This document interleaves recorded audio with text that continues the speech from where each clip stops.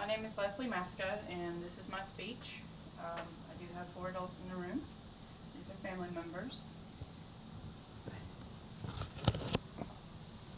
Here's my brother, he's recording.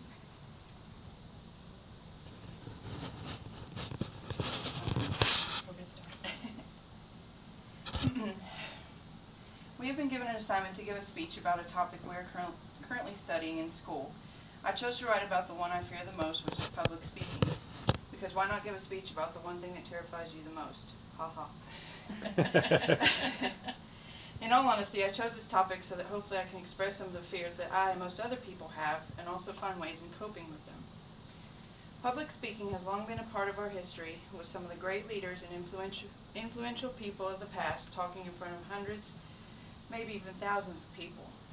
From the great Martin Luther King to President Kennedy or even Steve Jobs, speaking to his Apple associates with new gadgets coming out, the need for public speakers will always be constant.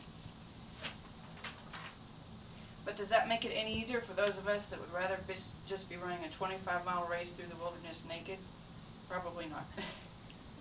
So I've decided to delve a little deeper into this topic to see what it is about public speaking that makes us all so terrified. According to an article I read by Gary Gennard, there are quite a few reasons that create the fear of public speaking. One of the first reasons we are so afraid to speak publicly is our self-consciousness. Some people might be okay with standing in front of a few people and speaking on a particular topic, or maybe even 1,000 people, and having no trouble cruising right through their speech. Then there are the ones like me that think of every worst possible scenario. Why are they looking at me? Is there something on my face? Did I zip my pants?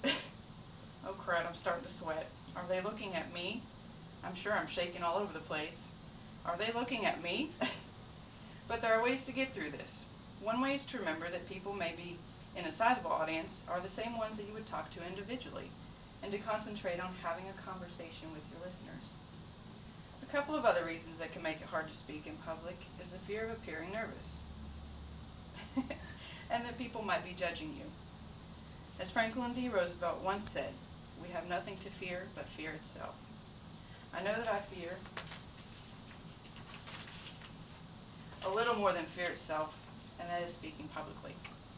Sometimes we can find our minds wandering to the thought of, well, if I appear nervous, the audience might think I don't know the topic I'm talking about, which leads to inaccurate thoughts that once they can see that you're nervous, that they start to look at you with judging eyes.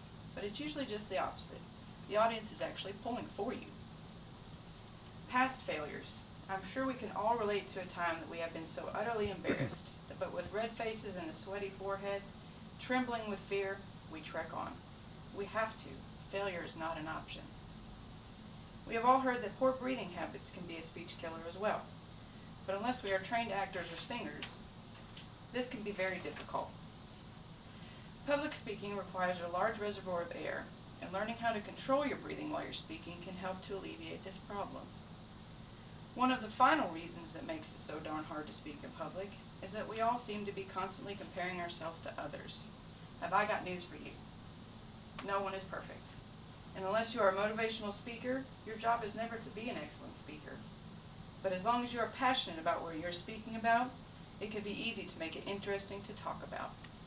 Besides, you are the reason your audience is here. Now that we have talked about some of the reasons that can make public speaking so difficult, there are some ways to make speaking in public a little bit easier. According to an article from the Calm Clinic, in order to cure your public speaking anxiety, it's best to make smart decisions before, during, and after your speech. Here are some strategies to help overcome public speaking anxiety. The first method is to practice thoroughly. The key is to over-prepare. If you think you know your speech, say it 3 more times. The point is not just to know your speech, but to know it so well that you don't even want to give it anymore. That is when you know when you are ready to go. The next step is to try and get used to the fears you are going to have. Instead of imaging a group of frowning faces, try to imagine a group of smiling ones instead. Some different tips given in an article by Arlen Kunzik are to follow these tips the day of the speech. Dress for success. Wear clothes that you are comfortable in, That way you are not distracted by the clothes you are wearing, but the task at hand. Try to avoid caffeine. Try caffeine-free herbal tea and meals that are high in protein to keep your hunger at bay. Meet your audience. Try to make some faces a little more familiar so it doesn't feel like you are talking to a room full of complete strangers. Focus on your content and maintain good eye contact. Become immersed in your topic and make good eye contact with your audience so they feel more connected to what you are saying. I have learned a lot during this class, especially on the topic of public speaking. Being in the healthcare field and pursuing a bachelor's degree in healthcare administration will require me to maintain good communication skills, especially in public speaking. Learning ways to cope with hesitation and anxiety in public situations is the greatest knowledge that I have taken away from this class. It will help me to gain the confidence I need to succeed in my professional endeavors.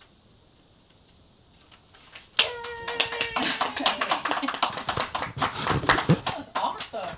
Okay, and there's 4 of us here in the room. Yay! Alright, this is Leslie Masca, just submitting my speech. I timed it about 5.5 minutes, so that should be good. And thank you very much.